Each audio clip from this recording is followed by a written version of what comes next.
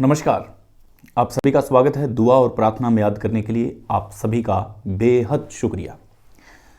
वक्त हो चुका है एक नए विश्लेषण का, और नया विश्लेषण जाट महापंचायत में आरएलपी के लोग आए। यह सबसे बड़ा सवाल है और इस पर पर्दा हटाना जरूरी है। इससे पहले आप हमारी इस विश्लेषण से कितने खुश होते हैं, हमारा विश्लेषण आपको कैसा लगता है, आप हमें जरूर बताएंगे। और आप अपने विश्लेषण के भी कुछ अंश रख सकते हैं।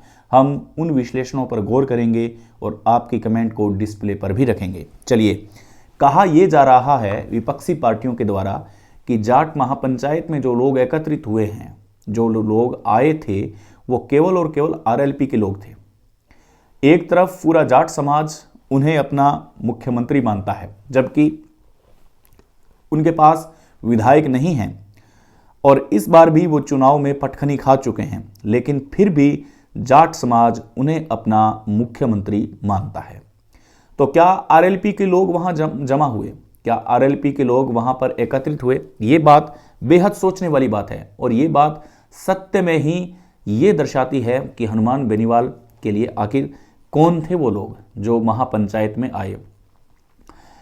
यहां पर गोविंद सिंह डोटासरा का भी हम जिक्र करना चाहेंगे। यहां पर अन्य जो जाट नेता है उनका भी आप खुद अपने दिमाग में नाम सोच के देखें कि ऐसी क्या खास बात है जो बिना किसी वजह से ही, बिना किसी विधायक के ही लोग अपना नेता मानते हैं और लोग अपना मुख्यमंत्री मानते हैं।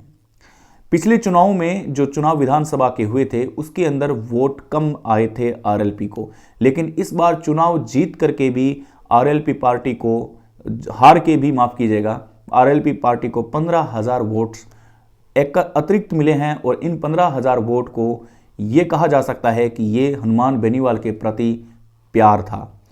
ये प्यार जोधपुर की उस धरती में आपको आता हुआ दिखाई दे रहा है। क्या हनुमान बेनीवाल के लिए अपशब्दों का जो प्रयोग हुआ है उनका जवाब हनुमान बेनीवाल देने में सक्षम नहीं है? वो पहले तो किसी भी नेता, चाहे वो आगे महिला नेत्री हो या फिर महिला पुरुष नेता हो, वो हर किसी को अपने अंदाज में जवाब देते नजर आए हैं। ऐसे में ये लोग क्या सबसे बड़ी गलती कर रहे हैं? क्या आरएलपी के ही ऐसे लोग हैं जिन्हें हार की बौखलाहट हो चुकी है? और ऐसे में विपक्षी पार्टियां अपने अपने दांव खेलने और अपनी चुटकियां बजाने में बाज नहीं आती है। विपक्ष ये कहने लग गया है कि हनुमान बेनीवाल के पास अब हार की बौखलाहट के अलावा कुछ है ही नहीं। हनुमान बेनीवाल वो नेता हैं जो नेता जीत को एक्सेप्ट करते हैं, उन्हें जीत की लत लग चुकी है। जैसे ही जनता ने अपना फैसला सुनाया वो जनता के खिलाफ हो गए। विपक्ष ये बात कर रहा है कि उस महापंचायत में जितने भी लोग आए थे वो लोग आरएलपी के ही लोग थे और ये समाज को उकसाने वाला एक निर्णय था और ये लहर चलाई जा रही है जिसके अंदर पूरा का पूरा समाज वहां एकत्रित हो। इस पर हम आज चर्चा करेंगे। हम चर्चा की शुरुआत इस बात से कर रहे हैं कि जो महापंचायत आखिर क्यों हुई, अपशब्द बोलने की वजह से। अगर आप अपना नेता मानते हैं, अगर आप अपने नेता को मुख्यमंत्री मानते हैं और इसी वजह से वो वहां भीड़ एकत्रित हुई थी, तो उन सब लोगों को एक बात जरूर सोचना चाहिए कि क्या हनुमान बेनीवाल के पास इतना सामर्थ्य नहीं है कि वो एक अपशब्द भरी बात को अपने अंदाज से उत्तर दें। उत्तर और प्रति उत्तर का दौर तो हमेशा से ही चला रहा है। चुनावों के अंदर दिव्या मदेरणा का नाम भी सामने आया था जब उनको भी कुछ अमर्यादित भाषा से संबोधित किया गया था। उस वक्त ये महापंचायत नहीं हुई। उस वक्त किसी ने भी ये नहीं सोचा कि किसी की बेटी के बारे में इतनी गलत टिप्पणी, अभद्र टिप्पणी की गई है। उस वक्त आपने देखा होगा चुनावों के दौर में वीर तेजा जी पर एक बहुत ही आपत्तिजनक टिप्पणी का प्रयोग हुआ। उसके अंदर किसी भी भीड़ ने कोई भी ये बात नहीं की। हालांकि मंदिर परिसर की ओर से लोग एसडीएम तक गए थे, लेकिन इतनी बड़ी भीड़ का आयोजन वहां भी नहीं हुआ और अगले ही दिन गलती करने वाले इंसान ने, उस नेता ने वीडियो जारी करके माफी तक मांग ली थी। और वो इंसान कौन है वो आप सब जानते हैं और वो आपने वीडियो भी देखा और हम उस पर विश्लेषण भी कर चुके हैं।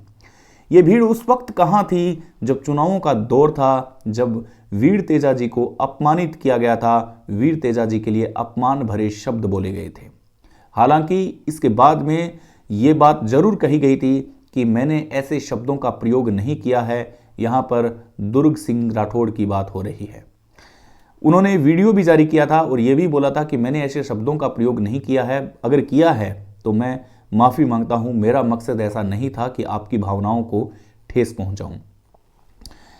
कहा यह भी जा रहा है विपक्षी पार्टियों की ओर से कि जब आपकी ही पार्टी के नेता, जिनको आप अपना मुख्यमंत्री कहते हैं, वो दिव्या मदेरणा के बारे में क्या क्या बोल गए, उनको सूझ बूझ ही नहीं रही कि वो कौन सी भाषा का प्रयोग कहां कर रहे हैं। ऐसे में विपक्ष के पास एक ज्वलनशील मुद्दा है कि उस वक्त ये भीड़ कहां थी जब एक बेटी को सरेआम इस प्रकार भाषा का प्रयोग किया गया। अब उनकी बातों में कहीं ना कहीं लोगों को दम लगने लगा है कि अगर आज ये भीड़ आपके नेता के लिए आपत्तिजनक शब्द कहे तो आप एकत्रित हो गए, लेकिन क्या उस वक्त आपका यह फर्ज नहीं बनता था? क्योंकि ये भीड़ ये कह रही है कि हम किसी पार्टी के नहीं हैं, हम सिर्फ और सिर्फ एक समाज की बात करते हैं और ये सर्व समाज हमारा है और ये समाज हमारी मीटिंग का है और हमारी मीटिंग का एजेंडा है हमारा समाज। हम यहाँ पर किसी एक समाज के लिए नहीं बोल रहे हैं, हम यहाँ पर हनुमान बेनीवाल के उन शब्दों को डिकोड कर रहे हैं जो वो सदा कहते हैं, 36 कौम के लोग मेरे हैं, 36 कौम ही मेरा समाज है। तो क्या वो 36 कौम के समाज में दिव्या मदेरणा अपना कोई स्थान नहीं रखती?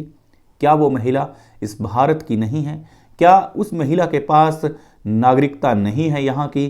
क्या वो एलियन बनकर के इस दुनिया में अवतारित है? ये सोचने वाली बात है। अगर उनके लिए किसी शब्दों का प्रयोग किया जाएगा तो ये भीड़ उस वक्त खामोश क्यों होती है? ये भीड़ उस वक्त क्यों नहीं बोलती है? ये भीड़ उस वक्त क्यों नहीं बोलती है जब एक महिला के सम्मान का अपमान किया जाता है? लेकिन हनुमान बेनीवाल का ये चित परिचित अंदाज रहा है कि उनको अगर कोई किसी भाषा शैली का प्रयोग करेगा तो वो अपनी जुबान से ज़बरदस्त हमला कर सकते हैं और वो अपनी अंदाज से अगले वाले व्यक्ति को शांत भी कर सकते हैं। ये सारी बातें एक हम मान सकते हैं कि एक दरमियान होती है जब नेता किसी चुनाव को लड़ते हैं और ऐसे में जब खींवसर जैसी हॉट सीट की बात हो तो वहाँ पर ऐसी चुनावी प्रचार के अंदर जुबानों का प्रहार तो चलता ही रहता है, लेकिन उस प्रहार के लिए क्या इतनी बड़ी महापंचायत का आयोजन होना, ये आपको लगता है कि ये 36 कौम के लोग थे? क्या आपको नहीं लगता कि ये आरएलपी के लोग थे? विपक्ष ये कह रहा है कि ये सिर्फ और सिर्फ आरएलपी के ही लोग थे। हनुमान बेनीवाल ने अभी तक कोई सटीक टिप्पणी नहीं की है, वो इतना अभी तक इस मुद्दे पर नहीं बोले हैं, लेकिन इन लोगों को इतना क्यों दर्द है कि हनुमान बेनीवाल को फिक्र नहीं और यहाँ पर उनका कोई जिक्र नहीं, फिर भी महापंचायत जिक्र में है और लोगों को इसकी फिक्र भी है। फिक्र और जिक्र का ये गेम क्यों चल रहा है? विपक्ष ने एक सवाल दागा है और उस सवाल पर आज खुलकर उन लोगों को बोलना भी चाहिए। क्या ये एक माहौल खराब करने की स्थिति में है? क्या आरएलपी को हार हजम नहीं हुई, इस वजह से वो ट्रेंड करने में लगे हुए हैं? क्या वो इस प्रकार से लगे हुए हैं कि उनको अपनी हार का विश्लेषण करना नहीं आ रहा है?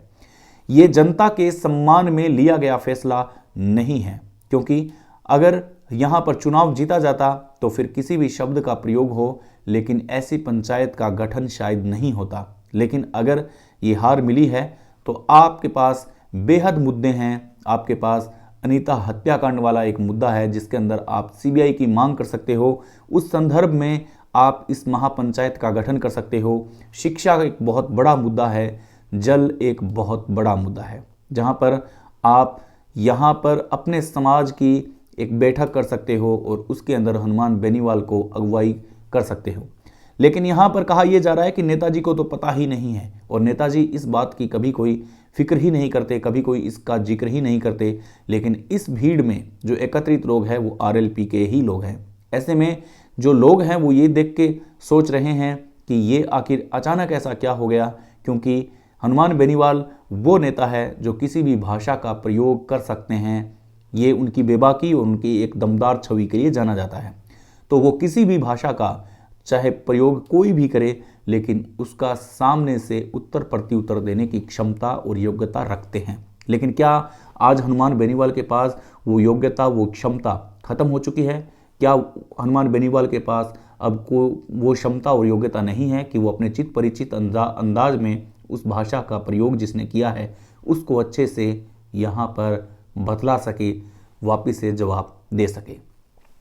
नमस्कार, मिलते हैं एक नए विश्लेषण में। तब तक के लिए नमस्कार, जय हिंद, रब्बा खैर, शबा खैर।